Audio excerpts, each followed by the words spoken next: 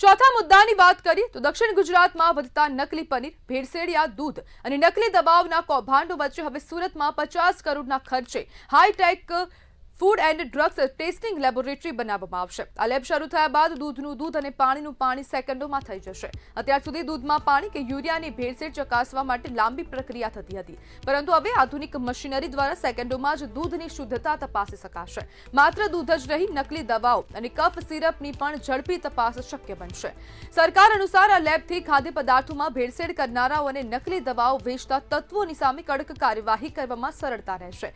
સામાન્ય જનતાના સ્વાસ્થ્યની સાથે કરનારાઓ માટે હવે આ લેબ મોટો ખતરો સાબિત થશે। દક્ષિણ ગુજરાત માટે આ પ્રોજેક્ટ એક મોટી રાહતરૂપ સાબિત થઈ શકે છે। લોકોમાં પણ આશા જાગી છે કે હવે ખોરાક અને દવાઓની ગુણવત્તા પર વધુ કડક નજર રાખવામાં આવશે અને ભેળસેળના કૌભાંડો પર લગામ લગાવી શકાશે। દક્ષિણ ગુજરાતમાં ખાસ કરીને ખૂબ મોટા પાયે ભેળસેળ થતી હોય તેવા અનેકવાર સમાચારો સામે આવતા રહે છે। ક્યાંક નકલી દૂધ પકડાય છે તો પછી ક્યાંક નકલી પનીર પકડાતું હોય તેવા પણ દ્રશ્યો અનેક વખત સામે આવે છે અને તેને જ લઈને ફૂડ એન્ડ સેફ્ટી વિભાગની કામગીરીની સામે પણ અનેક પ્રશ્નો ઊભા થતા રહે છે। અને આજ બધી આપણી સાથે ચર્ચા કરવા માટે સામાજિક કાર્યકર્તા સંજય ઇજાવા જોડાઈ ગયા છે। સંજયભાઈ, આ લેબ કેટલી આશીર્વાદરૂપ સાબિત થશે, આપને શું લાગે છે? સાઉથ ગુજરાત માટે આ જે લેબ છે એ ખૂબ જ ઉપયોગી છે, કારણ કે સાઉથ ગુજરાતની અંદર આમ જોવા જાય તો સુરત સૌથી મોટી સિટી છે। એ સિટીની અંદર અવારનવાર આવી રીતે પનીર હોય, દૂધ હોય, અન્ય ખાદ્ય પદાર્થો પકડવામાં આવે છે। લેબ ટેસ્ટિંગની અંદર લગભગ અંદાજે 15 થી 20 કે 25 દિવસ પછી ખબર પડે છે આની અંદર આ ખામીઓ છે। હાલમાં તમે બધાને દર્શકોને ખ્યાલ છે, કારણ કે સુરભી ડેરીમાંથી પણ 900 કિલો જેટલા પનીર પકડવામાં આવેલ હતું। એ બી સબસ્ટેન્ડર્ડ છે, એ અંતર્ગત માહિતી પણ આવેલ હતું। એની અંદર પણ પ્રેઝન્સ ઓફ બીટા સિટ્રોસેલ એ પણ એ રિપોર્ટની અંદર મેં આરટીએ દ્વારા માંગવામાં આવેલા હતા। એ રિપોર્ટની અંદર સ્પષ્ટપણે બતાવે છે જે કેન્સર થવા પાત્ર જે કન્ટેન્ટ હોય છે, જે કેરેક્ટરિસ્ટિક હોય છે, એ બધું આ પનીર બનાવતી કંપની લોકો યુઝ કરે છે અને એનો ફેટનું જે પ્રપોર્શન છે એ પણ જે અનુવદનીય છે એના કરતા પણ ખૂબ મોટા પાયે વધારે જોવા મળ્યું છે। એટલે આ લોકો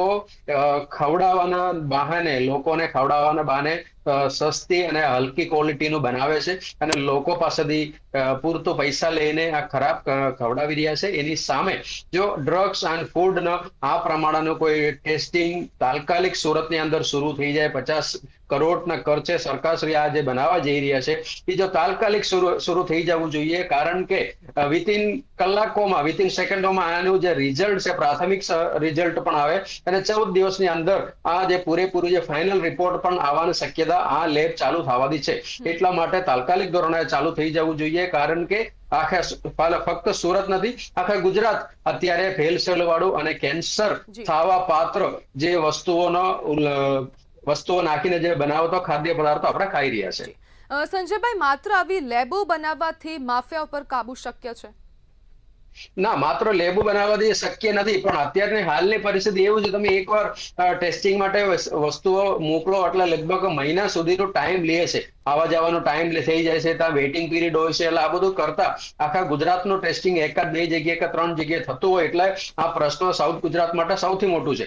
એટલે ત્યાં સુધી જે વહીવટ કરવાનું છે, જે કંઈ પતાવટ કરવાનું છે, એ બધું થઈ જતું હોય છે, કારણ કે એને 30 દિવસ કે 35 દિવસનો સમય પણ મળી જાય છે। અહીંયા જો તાત્કાલિક આ ટેસ્ટિંગ થતું હોય, તાત્કાલિક ખબર પડે આની અંદર ભેળસેળ છે અથવા આની અંદર ખરાબ રીતે જે વાપરવામાં આવેલું છે વસ્તુઓ, એની અંદર યુરિયા વાપરવામાં આવેલું કે જે કઈ વસ્તુ યુઝ કર્યું છે, તાત્કાલિક ખબર પડે તો પટાવટ કરવાની અને સામેવાળાને આ સેટલમેન્ટ કરવા માટેનો સમય બહુ ઓછો મળશે।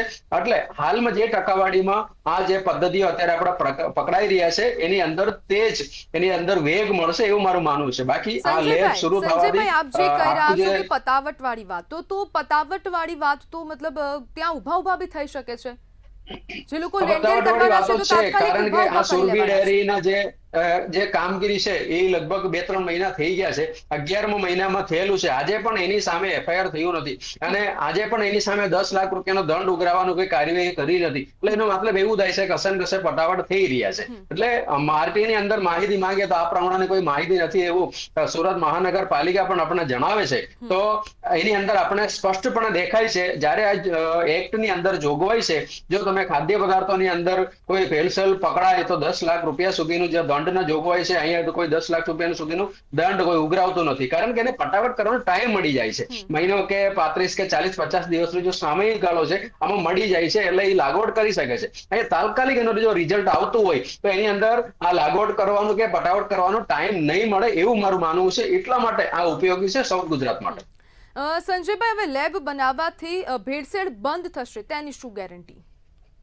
ના, લેબ બનાવવાથી ભેળસેળ બંધ નહીં થાય. ભેળસેળ કરવા વાળા ભેળસેળ કરીને જ આ વસ્તુઓ બનાવે છે અને એ બજારમાં પનીર હોય, દૂધ હોય, અન્ય ખાદ્ય પદાર્થો ભેળસેળ સાથે જ વેચે છે.